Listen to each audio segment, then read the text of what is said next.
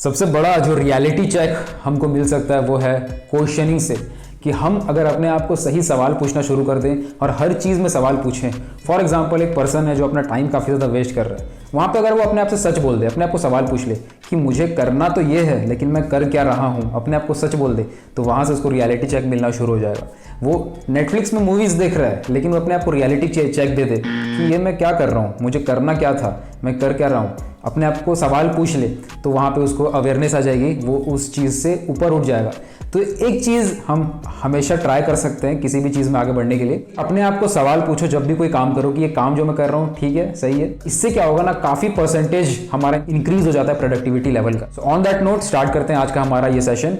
Hello everybody, माई सेल्फ Reyansh Rahul, welcome to international art icon podcast. International art icon एक India का one of the biggest art competition करवाने की हमारी एक कोशिश है, जहाँ पे एक कोशिश है कि इंडिया में अवेयरनेस फैला सकें आर्ट के कंपटीशन की इंपॉर्टेंस को लेके, इसकी ज़रूरत को लेके, और एक अच्छे हेल्दी लेवल का, एक बड़े लेवल का और एक ऐसे लेवल का जहाँ पे हम सारे आर्ट के लवर्स न सिर्फ कंपटीशन का पार्ट बने बल्कि इस पूरा जो इवेंट हम करने की कोशिश कर रहे हैं, जहाँ पे जितने मास्टर्स हैं, जहाँ पे जितने पार्टिसिपेंट्स हैं, सब एंगेज कर सकें, एक दूसरे से कनेक्ट हो सकें, वो एक कोशिश है इस कंपटीशन को करवाने के पीछे।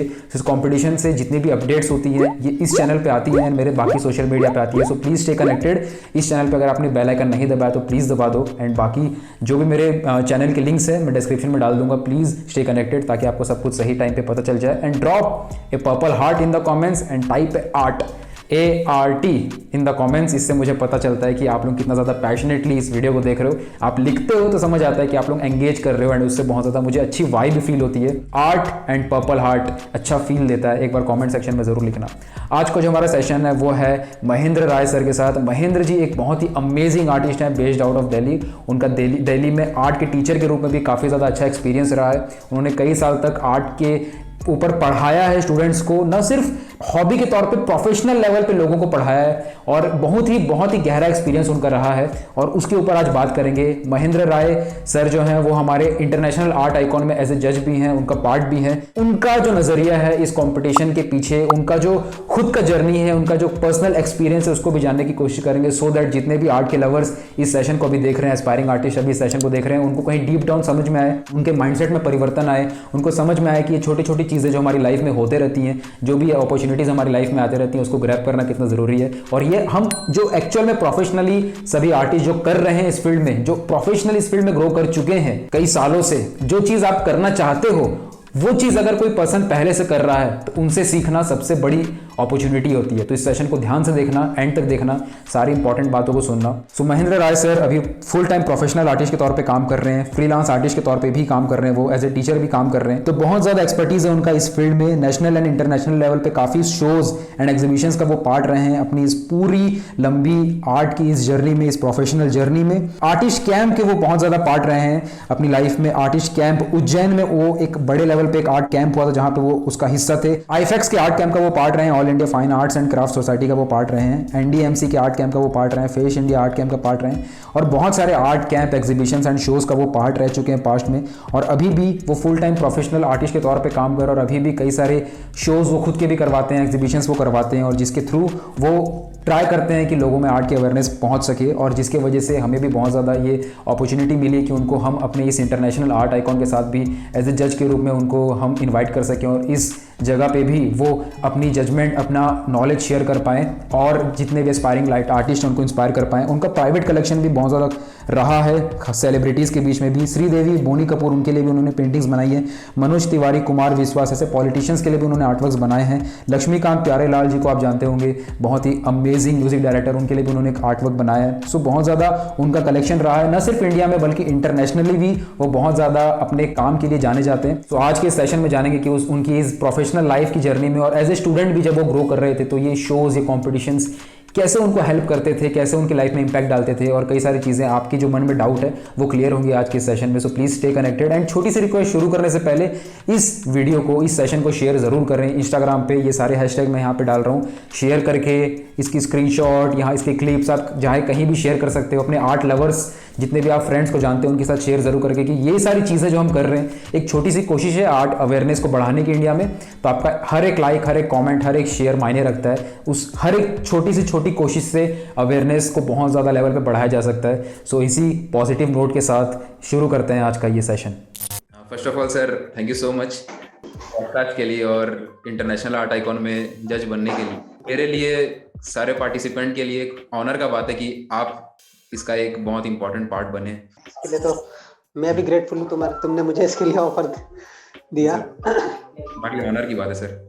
सर, सबसे पहला जो एक सवाल है कि ये जो कॉम्पिटिशन्स होते हैं, एग्जीबिशंस होते हैं, आपको क्या लगता है सर, ये कितने इम्पोर्टेंट है हम लोग की जर्नी में, एक आर्टिस्ट की जर्नी? ये बहुत इम्पोर्टेंट पार्ट है। कंपटीशन होने से क्या होता है कि जो स्टूडेंट होते हैं उनको एक अच्छा प्लेटफॉर्म मिलता है और उन्हें अपनी आर्ट को मतलब साबित करने का, दूसरों को दिखाने का बहुत अच्छा मौका मिलता है। अदरवाइज अगर कंपटीशन ना हो तो वो अपनी आर्ट घर में बना के बैठ जाएंगे, 4 लोग उसे अप्रिशिएट करेंगे, लेकिन एक अच्छे लेवल पे अगर वो उस चीज को दिखाते हैं तो उन्हें भी पता चलता है कि हाँ उनकी आर्ट किस लेवल की है और इससे प्रोत्साहन मिलता है बहुत जबरदस्त। सर, लेकिन कुछ लोग जैसे होते हैं कि वो लोग सिर्फ प्राइस के बारे में सोच के या ये सोच के कि मेरा तो भी उतना अच्छा है नहीं, तो उन लोगों के लिए कुछ नहीं। एक्चुअली क्या होता है, अगर कोई स्टूडेंट खाली प्राइस को फोकस करके काम कर रहा है तो वो इसका मतलब अभी इनिशियल लेवल पे है आर्ट के। आर्ट मतलब अभी वो आर्ट के ऊपर फ्लोट कर रहा है, खाली आर्ट में डूबा नहीं है। क्योंकि जो रियल आर्टिस्ट होता है, इनबॉर्न आर्टिस्ट, सभी आर्टिस्ट हैं बेसिकली, लेकिन कौन किस लेवल पे है वो पता चलना चाहिए उससे। हमें अभी एक अच्छे स्टूडेंट को खाली प्राइस के ऊपर फोकस नहीं करना चाहिए, उसे खाली इस चीज पे फोकस करना चाहिए कि मैं अपनी आर्ट को प्रेजेंट करूं, लोग उसे अप्रिशिएट करें। प्राइस तो बाई चांस है। सही बात है सर। सर, आपका जो बचपन रहा है, स्कूल के टाइम, कॉलेज के वक्त, आपने भी बहुत सारे कंपटीशन में पार्ट लिया होगा, तो उसमें से कोई 3 लर्निंग आप बता सकते हैं? मतलब एज ए स्टूडेंट जब आपने पार्ट लिया था स्कूल टाइम में, कॉलेज टाइम में, तो ऐसी कौन सी 3 चीज आपने सीखी जो आपको आज तक काम आ रही है? स्टार्टिंग ही मेरा ना काफी अच्छे लेवल से हो गया बाई चांस कि मुझे ना कला मेला ज्वाइन करने का मौका मिला 96 में, फर्स्ट कला मेला कैलकाटा के अंदर। अच्छा। तो वहां से, उससे पहले मेरी जो मतलब सोच थी वो बड़ी सीमित थी, लेकर बस मैं अपने एरिया तक ही सीमित था। मुझे लगता था कि हाँ बस जो मैं बना लेता हूँ वही आर्ट है और वही बहुत बढ़िया है। लेकिन स्टार्टिंग में ही अगर एकदम आपको इतना बड़ा एक्सपोजर मिलता है कि वहाँ पे कम से कम नहीं तो 1000 आर्टिस्ट का काम आप देखो, तो वो उस इतना सारा काम स्टार्टिंग में ही एक साथ देखने से मतलब जैसे मेरी आंखें खुल गई। तो मतलब मेरा बड़ा अच्छा एक्सपीरियंस रहा वो, और वो मेरे आज तक इतना अच्छा काम आता है। मैं उस चीज को सोचता हूँ तो मुझे बहुत ही अच्छा लगता है। एक तो ये सारे ऐसे छोटे छोटे पॉइंट हैं कि मतलब वाटर कलर का शौक मुझे वहीं से लगा। अच्छा। हाँ, और क्ले मॉडलिंग, ऑयल पेंटिंग, मतलब सो मेनी थिंग्स, बहुत सारी चीजें हैं जो मुझे वहां से मिली है। कहीं ना कहीं मतलब जो बचपन में आपने समझा था वो मतलब प्रोफेशनल लाइफ में भी बहुत काम आ रहा है। हाँ, बहुत काम आ रहा है। तो एक्सपोजर बहुत जरूरी है, लोगों को जानना, लोगों के साथ बैठना, अपनी चीजें शेयर करना, दिखाना अपना वर्क। वरना क्या करते हैं स्टूडेंट जो है वो, कुछ आर्टिस्ट होते हैं अपना काम नहीं दिखाते किसी को।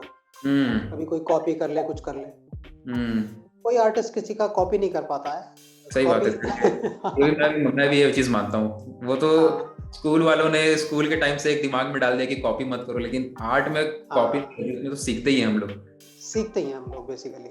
बहुत सही बात है सर। सर, एक सवाल थोड़ा सा हटके, आप इतने साल से आप टीचिंग लाइन में हैं, तो कभी आपको फ्रस्ट्रेशन होती है जब कोई स्टूडेंट एक ही छोटा सा सवाल को बार बार पूछते रहता है? फ्रस्ट्रेशन नहीं होती, बल्कि मुझे ऐसा लगता है कि मैं इसकी जो समस्या है उसे कैसे सॉल्व करूं, और मुझे 10 रास्ते सोचने पड़ते हैं खुद कि इसको मैं सही रास्ते पे कैसे लेके आऊं, कहाँ ये इसको प्रॉब्लम आ रही है समझने में। तो वो काफी अच्छी चीज होती है। उसमें फ्रस्ट्रेशन नहीं होती बिल्कुल। ये थोड़ा सा हट के पूछना चाह रहा था सर, क्योंकि ये चीज मेरे साथ तो होती है थोड़ी थोड़ी, तो मैं सोचा एक बार। होता क्या है कि कुछ स्टूडेंट जो होते हैं वो कुछ टाइम पास स्टूडेंट भी होता है, जिनको खाली 2 पेंटिंग 1 पेंटिंग बनानी होती है बस, खाली वो थोड़ी फ्रस्ट्रेशन देने की कोशिश करते हैं, लेकिन हम फ्रस्ट्रेशन लेते ही नहीं। यार दैट्स नाइस सर। एक तो सर एक चीज ये भी पूछना था सर आपसे कि जैसे आप काफी साल से आपका टीचिंग एक्सपीरियंस रहा है, इतने सारे आपके स्टूडेंट्स रहे हैं, आपने अलग अलग टाइप के स्टूडेंट्स को देखा है, और आपने आर्ट के कॉलेज में भी इतने साल पढ़ाया भी है, आपने खुद के भी आपने क्लासेस दी हैं, आपका पर्सनल लेवल पे भी आप स्टूडेंट्स से इतने कनेक्टेड हो, तो ऐसी कोई क्वालिटी सर आप देखते हैं कि ये चीज होनी चाहिए किसी स्टूडेंट के अंदर, तो वो आगे चल के कुछ बड़ा कर सकता है? आपने किसी स्टूडेंट देखी? कुछ स्टूडेंट ऐसे होते हैं कि जिन्हें एक बार हम थोड़ा सा बताते हैं और वो उससे थोड़ा सा ज्यादा सीख लेते हैं। तो मतलब स्टूडेंट के अंदर एक ये क्वालिटी होनी चाहिए। लेकिन स्टूडेंट नॉर्मली कैसे सीखते हैं? नॉर्मली ऐसे सीखते हैं कि हमने उन्हें 20% बताया तो वो 10% ही सीखते हैं। अच्छा, हाँ, ये तो सही बात है। वो कम सीखते हैं। वो इसलिए कम सीखते हैं क्योंकि उनका मतलब ध्यान जो होता है वो काम में कम ही रहता है और घर जाके वो भूल ही जाते हैं। हम जिस टाइप के स्टूडेंट थे अपने टाइम में, हम ऐसे थे कि अगर कोई काम कर रहा है तो हमने उसे देखा, हमने उसे बस उतना देखा और घर पे जाके बस 2 दिन तक वही करते रहे। सच बात है सर, ये इस चीज को मैं फील कर पा रहा हूँ, ये आपका एक्सपीरियंस को। और कोई क्वालिटी सर, जैसे एक तो आपने बताया कि ऑब्जर्वेशन, उसका ध्यान लगाना। ऑब्जर्वेशन बहुत जरूरी है। एक्चुअली क्या है ना, art is just like a meditation. ये मेडिटेशन की तरह भी है। लेकिन मेडिटेशन जो है वो जब तक आप फोर्सफुली खुद को मतलब उसके लिए तैयार नहीं करोगे तब तक आप नहीं कर सकते। सबके साथ बैठे हुए हो घर में, टीवी देख रहे हो, ये देख रहे हो, अचानक आप मेडिटेशन में कैसे चले जाओगे? नहीं जा सकते। तो उसके लिए खुद को हमें तैयार करना पड़ता है। एक स्टूडेंट को उसके लिए तैयार खुद ही होना पड़ता है। जब तक उसके अंदर खुद इच्छा नहीं होगी ना उसके लिए। आप देखो कि जो आर्ट के स्टूडेंट होते हैं वो ज्यादा घुलना मिलना पसंद नहीं करते, अलग बैठे रहते हैं, अपने काम में बिजी रहते हैं, उनके फ्रेंड सर्कल भी बहुत कम होता है, तभी वो इन सब चीजों को टाइम दे पाते हैं। सेम जैसे एक अगर किसी स्टूडेंट को डॉक्टरेट करनी है, डॉक्टर बनना है, MBBS करनी है, तो वो तो मतलब 1 घंटा निकालेगा बस पर्सनल चीजों के लिए, बाकी तो पढ़ाई करेगा तब जाके वो डॉक्टर बन पाता है। इतना बढ़िया। 100% सर, 100%। ये वाला टॉपिक ना सर, मैं कुछ दिनों से मेरे दिमाग में भी आ रहा था। मतलब मैं इसके ऊपर एक YouTube पे वीडियो बना रहा था, तो सेम एग्जांपल जो आपने डॉक्टर वाला दिया ना, मैं भी सोचता था इस बारे में कि जो डॉक्टर बनते हैं तो सब मतलब इजीली बोल देते हैं कि आर्ट में स्कोप नहीं है या फिर कुछ भी, लेकिन ये नहीं देखते सीरियसनेस, जिस लेवल की सीरियसनेस चाहिए। आपने पहले उसके अंदर इनपुट क्या दिया है, तभी तो आपको आउटपुट मिलेगा। 100% सर, ये तो बहुत सही है। आपको अपने आप को ही देना पड़ता है पूरा फुल, तब आपको ये पता चलता है कि आप उसके साथ कनेक्ट होकर कितना बड़े हो गए हो। आर्ट जो है वो अपने आप में एक किसी भी व्यक्ति को बहुत बड़ा बना देती है। लोग उसे जानने लगते हैं। लेकिन उस आर्ट के साथ जब तक आप जुड़ोगे नहीं तब तक आप बड़े कैसे हो जाओगे? 100% सर। आप सोचो कि बस खाली आप थोड़ा सा उसे छू के निकल जाओ और आप बड़े हो जाओ, नहीं हो सकते, नहीं हो पाएगा। लोग क्या करते हैं, बस खाली उसको छूते हैं, टच करते हैं और फिर छोड़ देते हैं। फिर 2 दिन बाद आके फिर छूते हैं, फिर छोड़ देते हैं। लेकिन आर्ट के साथ तो रहना पड़ता है कंप्लीटली हर समय, 24 आवर्स। रात को भी सोते समय भी दिमाग में आर्ट ही चल रही होती है। बहुत सच बात है सर। ये सर एक बहुत सारे जो स्टूडेंट्स का सवाल आता है, एक छोटा सा इंसिडेंट भी हुआ था मेरे साथ पिछले साल कि एक मेरा फ्रेंड है, वो काफ़ी टाइम से मेरे को कुछ कंप्लेन सुनाता था अपना कि मैं इसको और सीखना चाहता हूँ या फिर ये मटेरियल सीखना चाहता हूँ और यहाँ पे भी मैं रहता हूँ और फाइनेंशियली थोड़ा सा प्रॉब्लम चल रहा है। कोविड का टाइम था उस वक्त, जब कोविड शुरू हुआ था, तो उस समय ये बताता था। तो हम लोग की कुछ इसके ऊपर बात होती थी। अचानक एक दिन खुशी से फ़ोन किया वो और बोलता है कि आज एक बाइक मैं खरीदा, 1 लाख की बाइक थी, 30,000 में मिल गई, बड़ा खुश था वो। तो मतलब ये जो मतलब कहानी मैं सुना उस वक्त, तो मेरे दिमाग में घूम रही थी वो बात कि यही सेम टाइप की क्वेश्चन बहुत सारे स्टूडेंट से भी आता है कि हमारे पास ये टूल नहीं है, हमारे पास इस जगह जाने का पैसा नहीं है, या फिर हमारे पास ये अपॉर्चुनिटी तो है लेकिन इसमें फीस लग रही है तो हम क्यों कर रहे हैं, नहीं हमारे पास नहीं है। लेकिन सेम पर्सन कभी, जैसे उसने बाइक का एग्जांपल दिया कि मैं बाइक खरीद लिया, उस समय वो ध्यान नहीं दिया यहाँ पर भी तो मैं खर्चे कर रहा हूँ जबकि उसको जरूरत नहीं बाइक की। तो ये चीज आज के टाइम पे सर हो रही है कि लोग अपनी इंपॉर्टेंट चीज को छोड़ के उस पर ज्यादा टाइम वेस्ट कर रहे हैं, पैसा वेस्ट कर रहे हैं जहाँ पे नहीं करना चाहिए। तो वैसे स्टूडेंट्स के लिए सर कुछ आप मैसेज आप देना चाहें? सबसे पहले तो ना उन स्टूडेंट्स को, क्या हर व्यक्ति को सबसे पहले अपना एक क्राइटेरिया डिसाइड करना चाहिए कि उसके लिए लाइफ में सबसे ज्यादा इंपॉर्टेंट है क्या चीज। लेकिन हम वो ही चीज नहीं डिसाइड करते, हम उसी के बारे में नहीं सोचते कि सबसे ज्यादा इंपॉर्टेंट है क्या, और हम बस घूमते रहते हैं इधर उधर परेशान, क्या इंपॉर्टेंट है। और जो चीजें हमें टेम्परेरी सुख देती हैं उसी के साथ हम उसी को हम अपना परमानेंट वो मानते हैं सुख। मोटरसाइकिल ले ली, ठीक है, थोड़ा बहुत इधर उधर घूमे, या कार खरीद ली, कार से आप थोड़े से समय के लिए आप जुड़ के वो कर सकते हो कि हाँ हम खुश हो गए, बहुत अच्छा। आप 24 घंटे थोड़ी ना कार चलाओगे। सही बात है सर, है ना। तो जो आप 24 घंटे जो आपको पता लगा हो सकता है आप आर्ट के साथ या अपनी हॉबी के साथ उतना अच्छा इन्वॉल्व हो जाओ, जो चीज़ें आपको अपनी हॉबी के लिए खर्च करनी चाहिए, अपने फ्यूचर के लिए खर्च करनी चाहिए, वो आप छोटी छोटी चीज़ों में खर्च करके ख़त्म कर लेते हो पैसा। अगर आप उनमें इन्वेस्टमेंट करो तो आप और ज़्यादा अच्छे से दूसरी चीज़ें भी ले सकते हो। अभी के टाइम पे सोचने वाली बात है, लेकिन ये वाली चीज़ के ऊपर हाँ बिल्कुल। काफ़ी लोगों को सोचना, खासकर जो भी यंग लोग हैं जो कॉलेज में हैं या स्कूल लाइफ में। तो वो अपना ना एक गोल बनाना बहुत ज़रूरी है चीज़ों को लेके, और उसके अंदर हमें फर्स्ट क्या है, सेकंड क्या है, प्राइमरी चीज़ें जो हैं वो क्या हैं, सेकेंडरी चीज़ें क्या हैं, ये हमें डिसाइड करके पूरा का पूरा एक बनाना चाहिए पेपर पे डिसाइड करके कि हाँ सबसे पहले मुझे ये चाहिए, फिर इसके बाद मुझे ये चाहिए, और किस चीज़ से क्या चीज़ जुड़ी हुई है ये तो खुद को पता चल जाता है। अगर आप लाइफ में सक्सेसफुल हो गए तो आप बाइक, कार, स्कूटर सब चीज़ आराम से ले लोगे। लेकिन अगर आप लाइफ में सेटल नहीं हो और आपने पहले ही सोच लिया कि मैं तो कार खरीद रहा हूँ। बहुत ज़रूरी बात है सर, ये समझने वाली बात है, और इसीलिए मैं चाहता था ये मैं आपसे पूछूं, क्योंकि आप इस चीज़ को एक्सपीरियंस कर चुके हैं, आप लाइफ को, तो आप समझते हो इन सब चीज़ों को।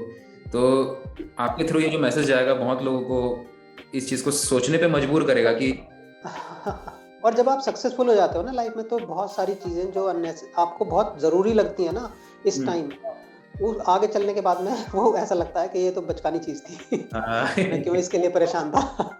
ऐसा कोई सर एग्जांपल भी दे देते आप तो और क्लियर होता है। कोई आपके साथ ऐसा कुछ हुआ है जो आप बचपन में आपको लगता हो कि यार ये सबसे अच्छी चीज़ है, अभी आपको लगता हो कि हाँ नहीं, ऐसा लगता है ना कि हमें मान लो कोई चीज़ है कि मुझे लगता था कि बहुत अच्छी हाई फाई चीज़ें, स्टेशनरी, ये सारी चीज़ें मैं यूज़ करूँ, लेकिन जब मैंने आर्ट पे फोकस किया तब मुझे पता चला कि हम तो पेंसिल से भी उतना ही बढ़िया काम कर सकते हैं 2 रुपए की।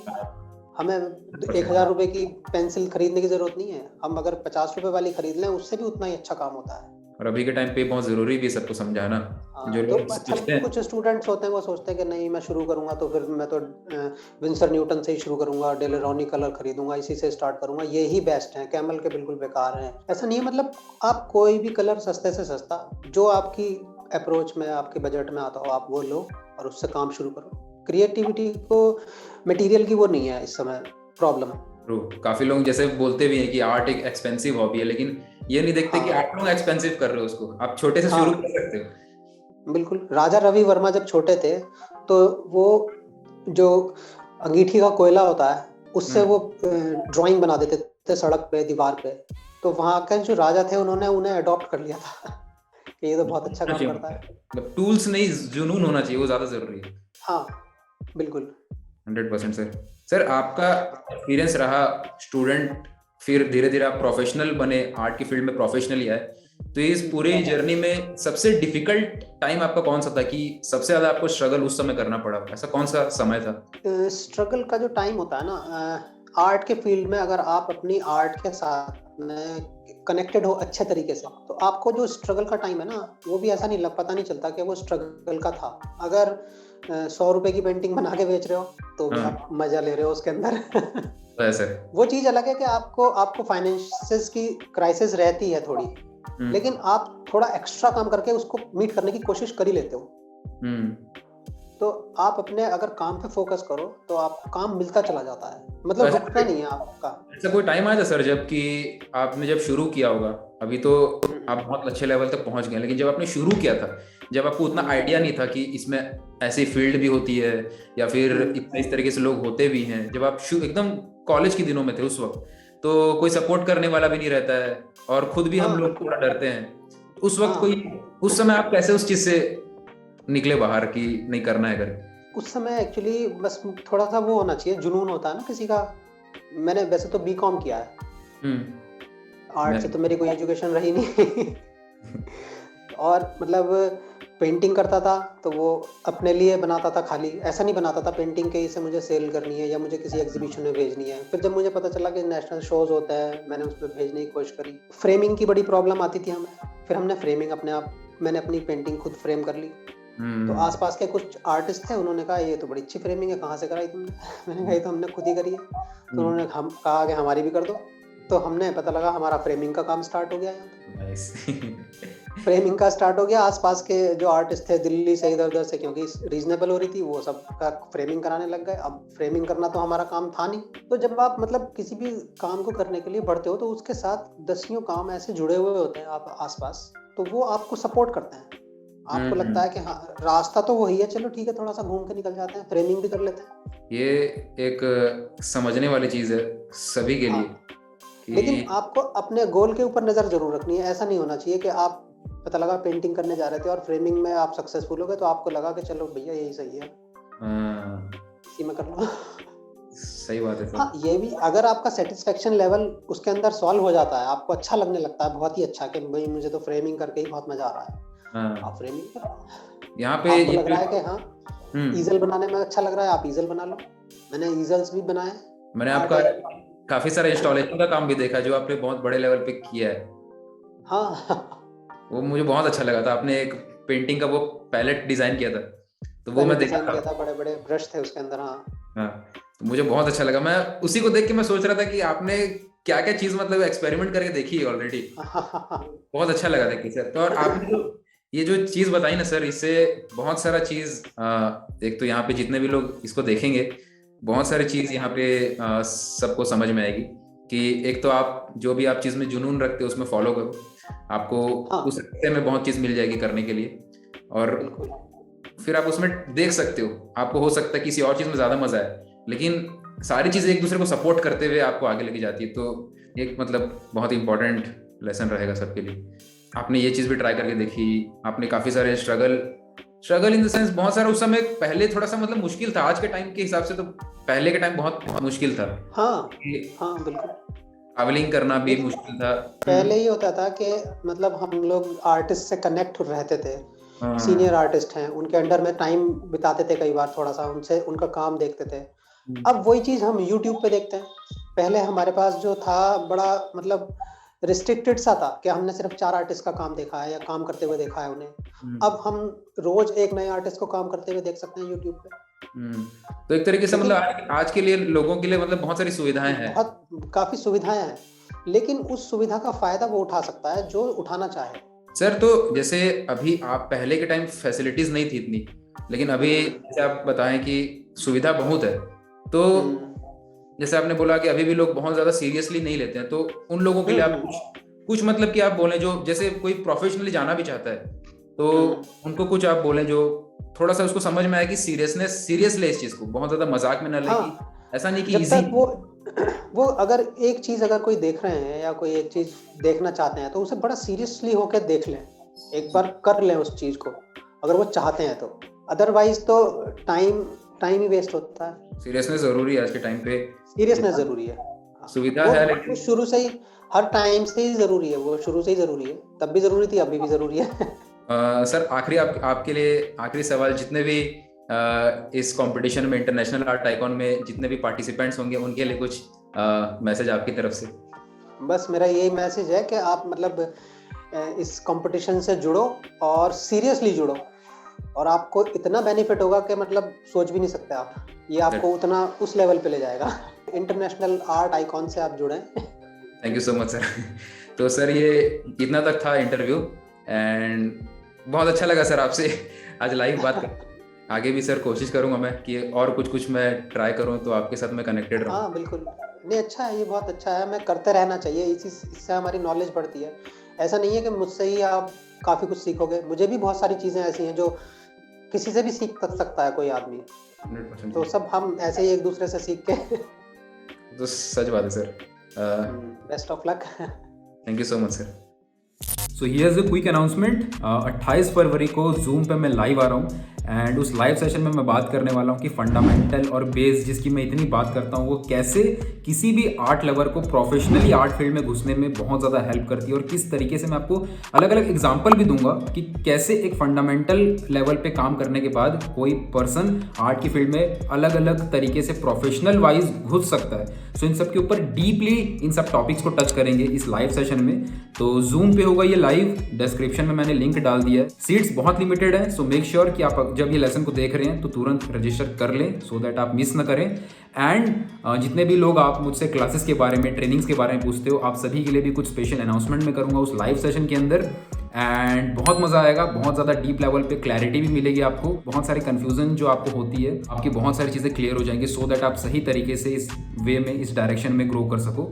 सो मिलते हैं जूम पे लाइव 28 फरवरी को। टाइम कितना है, टाइम कितने बजे होगा, जब आप रजिस्टर करोगे तो वहाँ टाइम शो कर देगा। सो मेक श्योर कि आप रजिस्टर करें एंड मिलते हैं लाइव जूम पे 28 फरवरी को।